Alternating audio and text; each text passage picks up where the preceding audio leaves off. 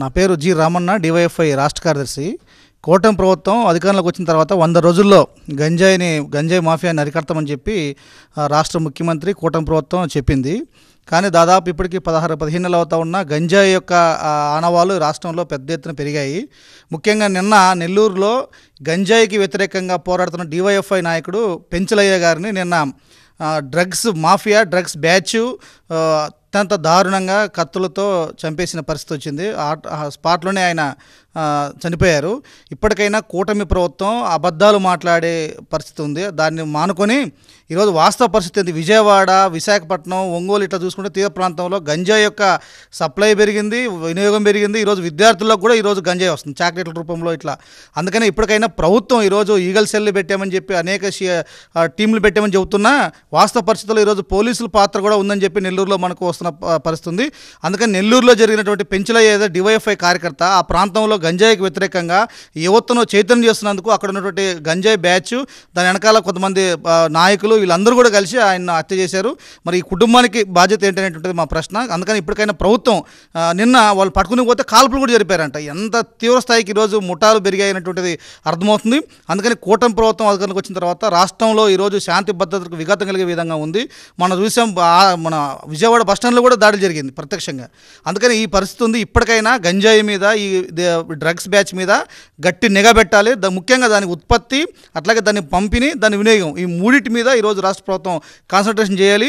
నెల్లూరుకు సంబంధించి పెంచలయ్య హత్యకు కారణమైన వాళ్ళందరినీ కఠినంగా శిక్షించి వారందరినీ జైల్లో పెట్టాల్సిన అవసరం ఉంది. అట్లాగే ఆ కుటుంబాన్ని కూడా ఈరోజు రాష్ట్ర ప్రభుత్వం ఆదుకోవాలని చెప్పి మేము డివైఎఫ్ఐగా డిమాండ్ చేస్తున్నాం. నా పేరు వైరాము, డివైఎఫ్ఐ రాష్ట్ర అధ్యక్షుడిని. ఈరోజు ఆంధ్రప్రదేశ్ డ్రగ్స్ ఆంధ్రప్రదేశ్గా మారిపోతున్న పరిస్థితులు కనబడుతూ ఉన్నాయి. అంతకుముందు ప్రభుత్వం ఏర్పాటు చేసిన పరివర్తన పేరుతో పంటలన్నీ, గంజాయి సాగుకు సంబంధించిన పంటలన్నీ ధ్వంసం చేశారు. అదేవిధంగా ఈగలు ఏర్పాటు చేశారు. ఈగల ద్వారా చాలా మత్తు పదార్థాలని, డ్రగ్స్ని కంట్రోల్ చేసే విధంగా ప్రయత్నం చేస్తున్నామని పోలీస్ శాఖ పదే పదే ప్రస్తావిస్తుంది, ప్రకటిస్తూ ఉంది. ఈ మధ్య విజయవాడ రైల్వే స్టేషన్లో ట్రైన్లో చాక్లెట్లు, గంజాయి చాక్లెట్లు దొరికినాయని చెప్పేసి ప్రకటించారు. ఇలాగా విస్తరణ పెరిగిపోతూ ఉంది. ప్రభుత్వం మేలుకోవాలి. ఇప్పటికైనా మేలుకోకపోతే దీని పర్యవసానం చాలా తీవ్రంగా ఉండబోతుందని చెప్పి యువజన సంఘంగా మేము భావిస్తూ ఉన్నాం. రాష్ట్ర ప్రభుత్వం టీమ్స్ ఏర్పాటు చేయడం, అదేవిధంగా అవగాహన కార్యక్రమాలు చేయడం, దీంతో పాటు కాకుండా ప్రభుత్వం కాన్షియస్గా, సీరియస్గా దీనికి ఒక ప్రణాళికను రూపొందించాల్సిన అవసరం ఎంతైనా ఉంది. ఈరోజు ఇంజనీరింగ్ కాలేజీలు, అదేవిధంగా విద్యా సంస్థలు గంజాయికి, డ్రగ్స్కి అడ్డాగా మారిపోతూ ఉన్నాయి. ఈరోజు బహిరంగంగా, ఓపెన్గా ఎవరు డ్రగ్స్ తీసుకుంటారో, ఎవరు గంజాయి తీసుకుంటారో, ఎవరు అలవాటు ఉన్నాయో అందరికీ తెలుసు. కేవలం పోలీసులకు శాఖ మాత్రం తెలియట్లేదు. కాబట్టి దీన్ని కంట్రోల్ చేయాల్సిన ప్రాధాన్యత, ఆవశ్యకత ప్రభుత్వానికి ఎంతైనా ఉందని చెప్పేసి మేము భావిస్తూ ఉన్నాం. ఈరోజు విజయవాడ లాంటి సిటీలో, క్యాపిటల్ సిటీగా మనం చెప్తా ఉన్నాం, ఈజ్ ఆఫ్ డూయింగ్ బిజినెస్ అని ప్రభుత్వం ప్రచారం చేస్తూ ఉంది. శాంతి భద్రతలను కాపాడుతామని చెప్తూ ఉన్నారు.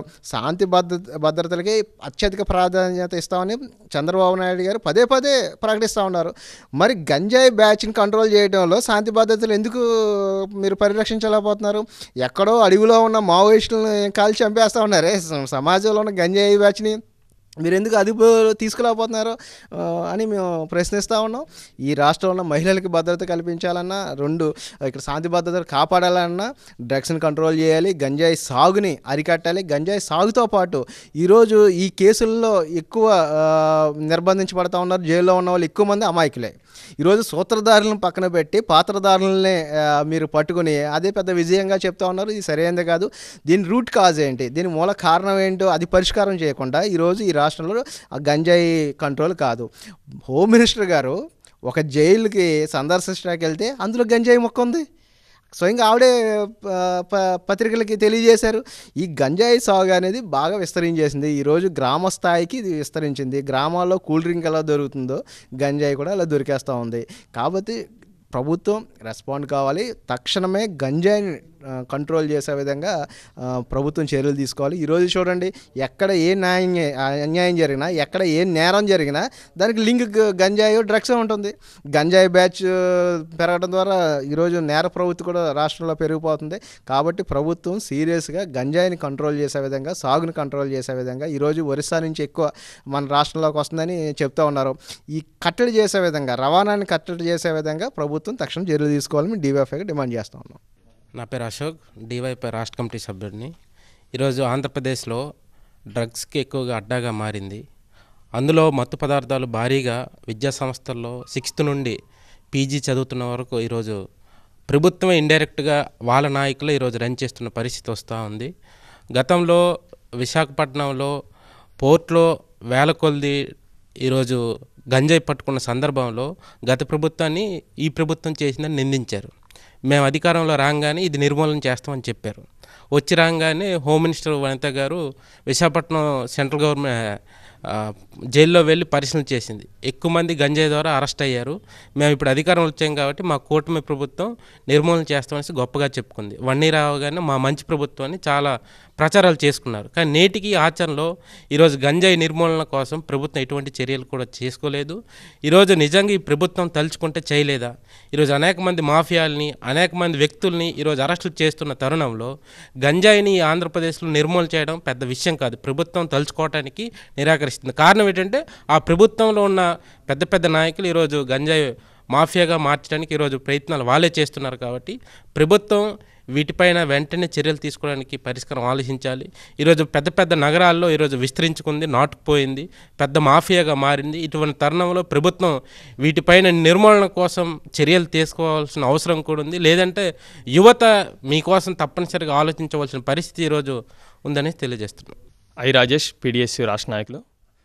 ఆంధ్రప్రదేశ్ పూర్తిగా కూడా కూటమి ప్రభుత్వ అధికారంలోకి వచ్చిన తర్వాత గంజాయి ప్రదేశ్గా మారిపోతున్నటువంటి తరుణం.